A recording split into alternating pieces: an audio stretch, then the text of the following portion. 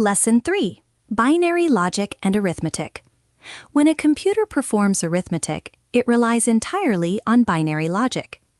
In an unsigned 4-bit register, the maximum value that can be stored is 15, because 4 bits give us 16 total patterns from 0 to 15. If a calculation produces a result too large or too small to be represented in the available number of bits, a numerical overflow occurs. Computers also use clever hardware tricks to manipulate numbers quickly. For example, performing a left arithmetic bit shift by 1 place on an unsigned binary number is functionally equivalent to multiplying that number by 2. But how do computers handle negative numbers? The preferred method for representing signed integers in hardware is 2's complement. To find the 2's complement of a number, you invert its bits and add 1.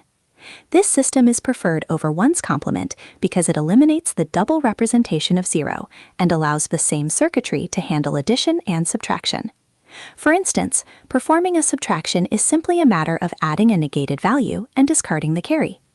Converting between binary and hexadecimal is done by splitting binary digits into 4-bit nibbles.